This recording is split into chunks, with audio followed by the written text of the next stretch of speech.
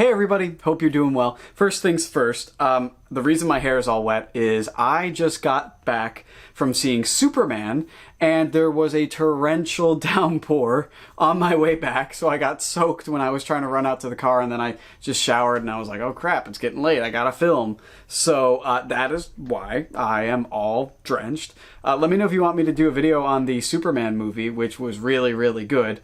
But this week's video, once again, we come back to the Telltale series of games. We've covered The Walking Dead, and this week we'll be talking about Jurassic Park the game, or Jurassic Park the Telltale game, whatever variation you want to call it. There's been quite a few Jurassic Park the games throughout the past, 40 years of Jurassic Park's existence. So to just call it Jurassic Park the game might be a little confusing to the uninitiated.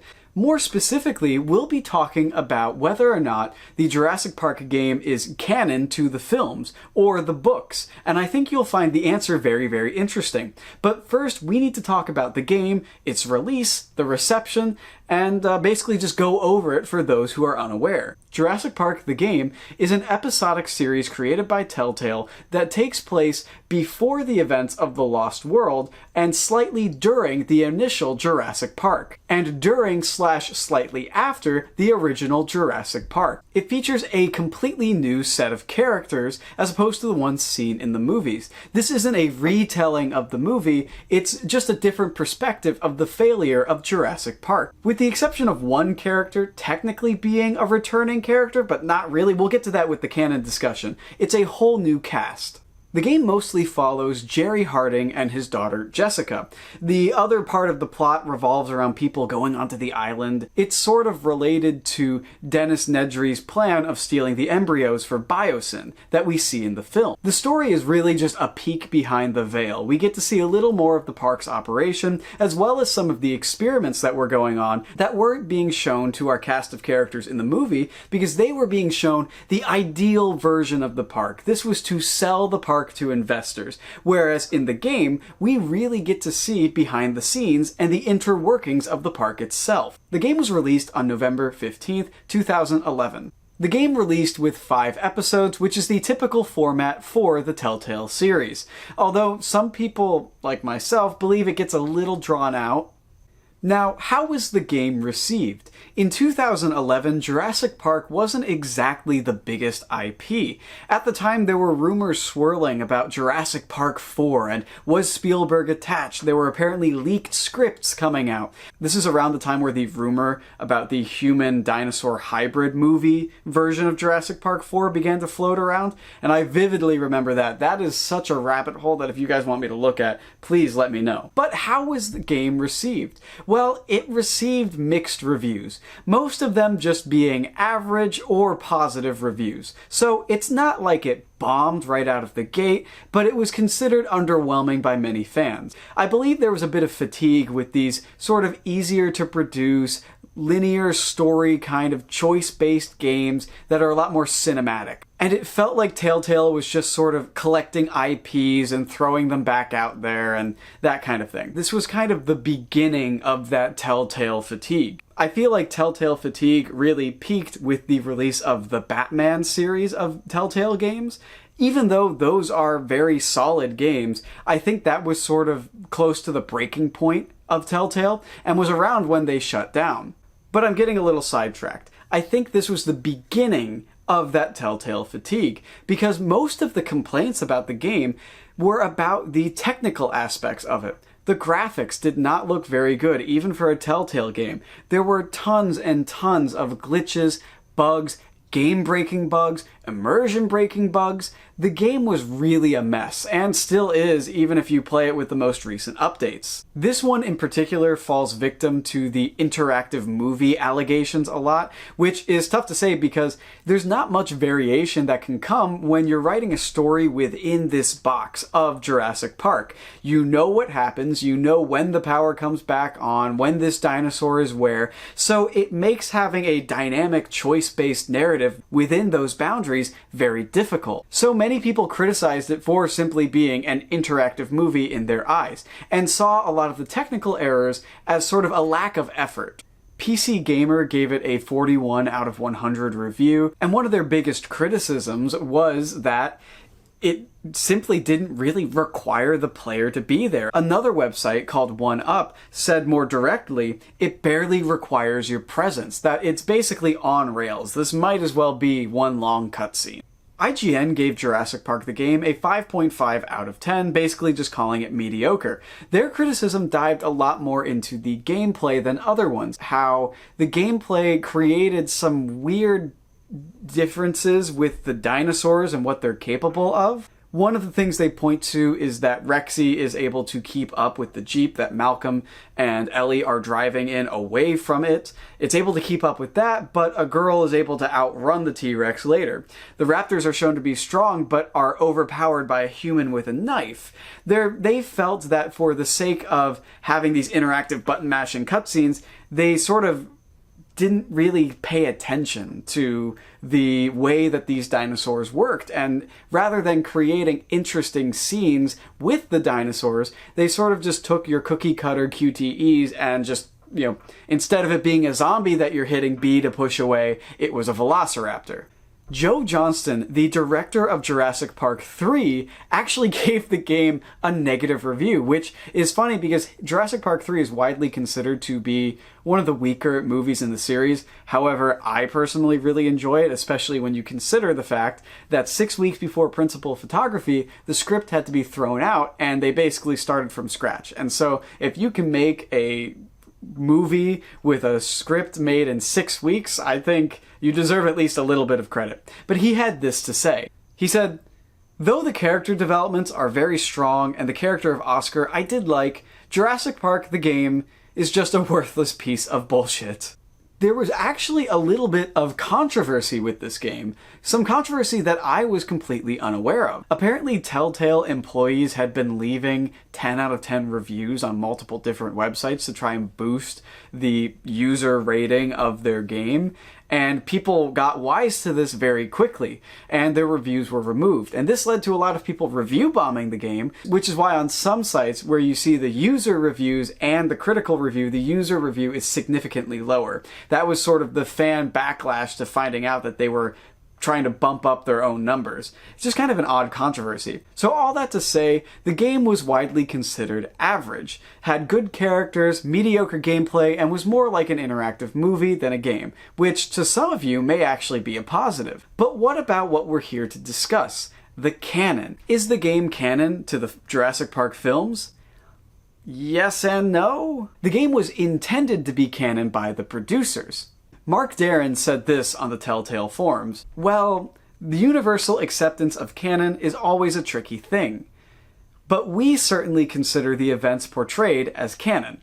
I mean, what we wrote was not intended to be some kind of alternate timeline or anything. Our intent was to fully integrate our story into the Jurassic Park universe. So right off the bat, it was intended to be canon to the movies, which you would think, okay, done, we're done. The director, producer, whatever said it was canon, so that's that. But it gets a little more complicated. There were various Jurassic Park veterans featured on the production of this game. Dennis Muren, who worked on the original Jurassic Park as well as The Lost World in a visual effects capacity, advised on the video game in terms of the design of the dinosaurs and the characters and the park, that kind of thing. So they had an original member who worked on the movies on this production. The other fascinating thing is that it was featured in a Blu-ray. Yes, a video about the production of Jurassic Park the game was featured on a Blu-ray set of the Jurassic Park trilogy, which, to include a game that you wouldn't necessarily call canon on the Blu-ray set of the Legacy Edition, whatever, of Jurassic Park, would imply that the people at Universal view Jurassic Park the game as an essential part of the series. So that's what the producers and the people involved in the game's creation think. But we all know that that doesn't really matter when it comes to the canon. It matters what's actually in the game. What matches up with what. So we're going to go over some details from the movie and the game that are in favor of it being canon. First off, one of the main characters, Jerry Harding, mentions tending to a sick Triceratops.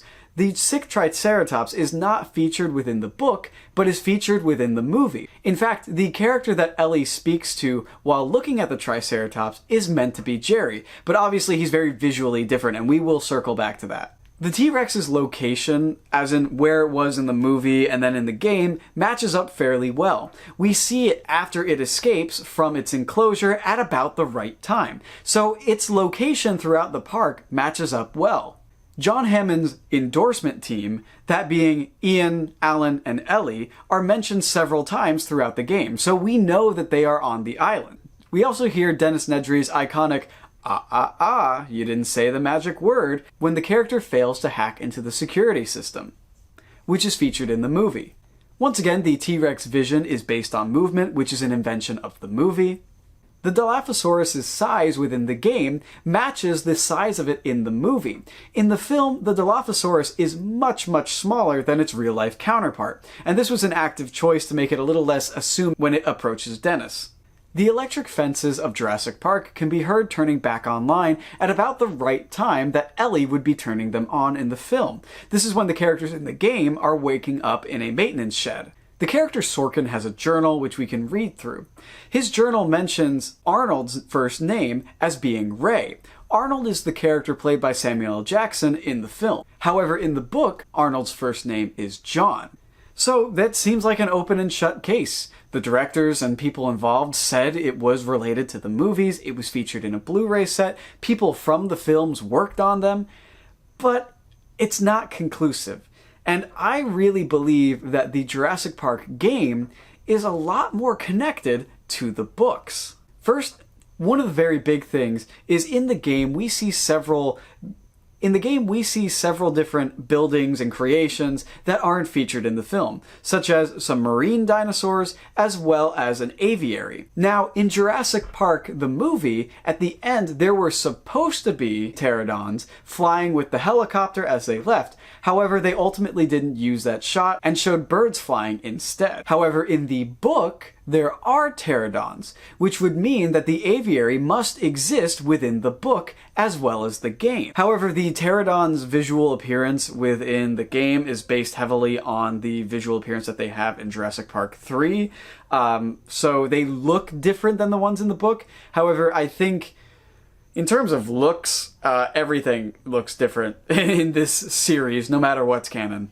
Another thing is the reason Site B was invented in the books was because in the ending of Jurassic Park, the island was bombed, so it no longer had any dinosaurs on it, so they needed to invent a new island when Michael Crichton decided to write The Lost World. However, in the film, they didn't firebomb the island, and so Site B was marketed more as a research station. However, in the game, they directly mention a firebombing that's going to occur on Jurassic Park.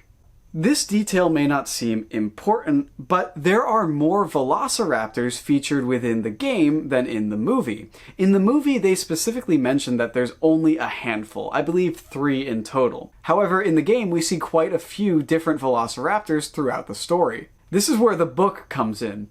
In the book, there are, I kid you not, 37 velociraptors in Jurassic Park. I will say that again.